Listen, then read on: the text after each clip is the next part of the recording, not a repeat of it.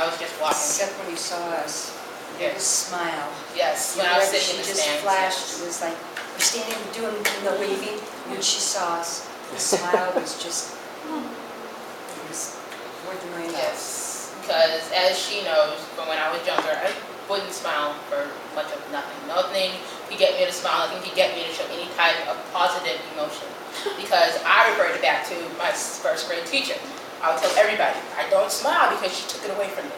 Because of how bad of a teacher she was. She stole my smile and it's still in her pocket somehow. And that's what I would tell everybody from like 3rd grade on up. That's what I would say. I lost my smile in 1st grade. And you said that in 2nd. That was the first words out of your mouth. So when I actually finally got the help I needed, that was what changed everything. It doesn't take a rocket scientist to actually take that extra little bit of time to sit down with that child, get on their level, listen to them, actually let them explain to you what's going on. Don't assume anything. My mom took the time to get me evaluated, to put me in the right classroom with the right teacher, who then went above and beyond the call of duty to make sure I was ready for the next grade. She would spend time with me after school. She would spend sometimes with me over the weekends and on summer vacations. I can't believe this woman gave up her whole entire summer to teach me how to read. I can't believe it. I loved it because she had an in-ground pool and gave parties, but that's not the point. That's not the point. She would come to my house mid-afternoon, pick me up, take me to her house, teach me hooked on phonics, feed me, drop me back off at home, and I would remember what I taught. I'd tell it to my mother. I was amazed. It was like going to summer school, but it was fun. Unlike what my other friends made it sound like it was boring. But I loved it. And at the end of that summer, for all the kids that she helped that summer, she gave a nice good pool party for all of them. We all came. We had a great time. It was so much fun. And I always remember it because she didn't have to do it. She chose to do it. Because I remember when I was in her class, we would take walks to her house. It was just up the street. So for our like science lessons and our outdoor lessons, we would go to her backyard. We would look at her flower garden. We would see the butterflies and her flowers and the bees and all the bugs and stuff. And we would learn. It was like hands-on experience. And that was what intrigued me about becoming an early education teacher. Because if I had been evaluated and tested and taught when I was this young, then I probably wouldn't have developed things that I now live with. If it was caught early enough, it could probably, what I think could probably have been prevented. Because in preschool, the teacher was too busy listening to my stories to then flip that around and be like, can you write them down? Can you read them to us? Instead of being captivated by my overly powerful imagination. Because I have an interesting skill where someone can come up to me and say, tell me a story, I'll sit them down and within 5 seconds tell them, have a whole entire plot line story full of characters and ideas in my head that I would just say right on the spot. It's an interesting talent that I've come to appreciate because it keeps me occupied at night. I call myself bedtime stories. So I've learned to take what I consider talents and use them in my fields. Where to get one of my friends some to eat his dinner, I make up like 5 or 6 stories for a whole entire meal to keep this kid eating. Because he'll be listening to me, he'll be staring at me, and I'd be saying, take another bite, like mid-sentence out of nowhere, I'll be like, eat some more, he'll just take another spoonful of food, I'll continue on the story. 2 minutes later, I'm like, take another bite of food. I can just switch on, switch off, and keeps that kid entertained so that he eats all his food. Before he knows that his food's gone, because he said he didn't even want to eat. Because I have his mind on my stories and not on the bowl that he's eating from. So I've learned to use that for myself.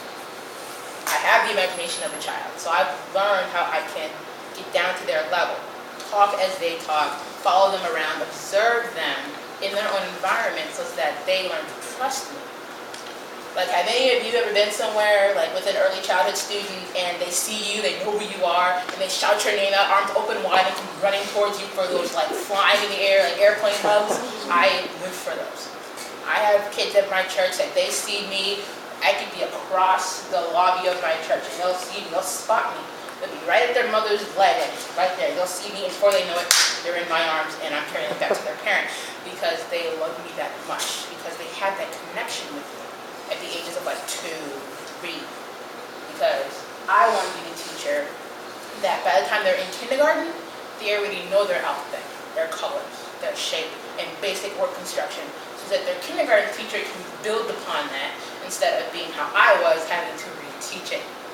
I look towards the Finnish for Finland, their school system, how those kids are taught. They don't start school till they're 7. They're homeschooled from birth till 7 years old. And then they're in the same classroom, the same teacher from for their major of their school career. For 9 years they're in school, and then they go take a test to see, okay, you're going to go into the workforce, or you're going to go on to university and do something else. That's what I look for. It's like, okay, you're at home with mom while your older siblings are going to school. So you want to be where your older siblings are. You want to get to where they are in your school. So you're working for it, you're striving for it. And you finally get there, and you're with the same teacher for 3 years. So it's that she knows you, she knows how you learn, she knows how you teach. You have that connection with that teacher. And then you go on to higher education, to go into university or go into actual working. To me, that's amazing, how they actually planned it out. No teacher can have any less than a master's, which is why I want to continue going to school to get a master's. And the students, by the time they're 11, they know 3 languages. By the time I was 11, I barely knew English. So, again, I am shocked, because they know English, Finnish, and the language of their choice. So it's like, I want to know what's in the water over there, or how they actually structure their learning, so that I can bring that here. Is that my preschoolers, when they're walking out of my room, they're reciting my lesson plans and imitating me to their parents, knowing that I've taught them well. That's what matters to me, knowing that I leave that mark in the back of that child's mind, where they'll want to come see me again when they're older, and let me know this is what's going on in my life. I'm married now with kids. My kids are going to be in your class because I want them to have the same opportunities that I had, because you were just that impactful to me.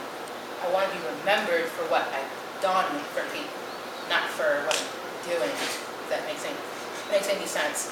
I want them to have that legacy of me being that I was that one teacher that made it so that they didn't feel left out. They didn't feel pushed aside. They didn't feel like I'm just part of a group of people here and I'm just going through the motions. I want each one of my students to feel important. Like, I know them by name. I know who their families are. I know their favorite things and what they love to do, so that I can put it into my lesson plans, so that my students will be more interested. Because if you do what kids are interested in for that moment, you'll be able to teach them more. So if you realize that every time you go to recess, your kids are looking at the worms and the bugs on the ground, take the time. Use that. Find different alphabets that use different bug names and teach your kids all that stuff so that they're intrigued, they're interested in it. Use it. Watch them. I can't stress observing more than anything else, because I would think that if more teachers observed me when I was younger, they would have caught this stuff. Because it's not hidden, as much as my friends like to tell me that I hide it very well. It's not hidden. You see me write, you'll see the penmanship is awful. You see me read, you'll hear me stumble, you'll hear me say wrong words. You'll see me struggle with the words on the page. So it's not really hidden. You just have to watch. Grab that child's attention. Make sure they know that you care. Because if they don't think you care, they won't tell you anything. They'll keep it to themselves, and they'll just try to figure it out.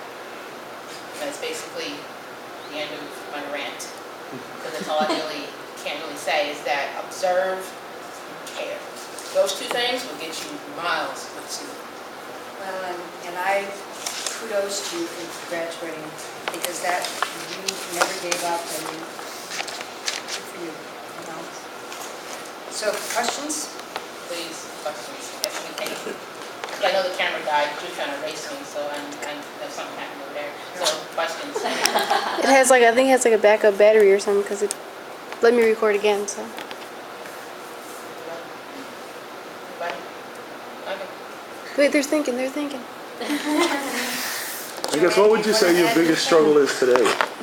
Your biggest Fine. struggle today? My biggest struggle today in this day and age is finding a job. Those applications, most of them are handwritten, as you know. My penmanship, it's like a 3rd grader did it, and who's going to want to hire a 3rd grader to work at a retail store or in a daycare center that need to be teaching you, not trying to hire you?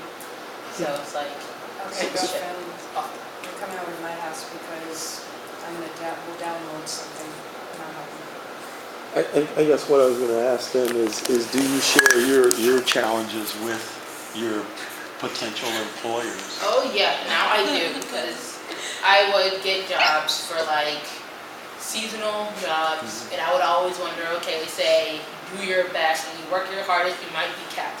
They always play that, look, they said during the like interview that if you do your best, you might be kept. You might be keeping a few people at the end of the season. So I would give them my best work, I thought, and still be let go. I'd be like, what did I do wrong? Then more jobs would come along for more seasonal positions. Still getting let go. What did I do wrong? Then I decided to look back through my photographic memory, okay? They'll mostly put you on cashier. Cashier dealing with numbers. You had to recite change to people, and sometimes you're reciting the change wrong. Maybe that could have been it. Or maybe it's because since you learn slower than the average person, that you didn't learn the skills they wanted you to learn soon enough. So, quote unquote, Target fired you the day you made a month because you were too slow. Okay. Maybe that's it. Maybe if you actually tell them what you struggle with on a day-to-day basis, then they would give you more leniency and actually keep you around as a tax write-off.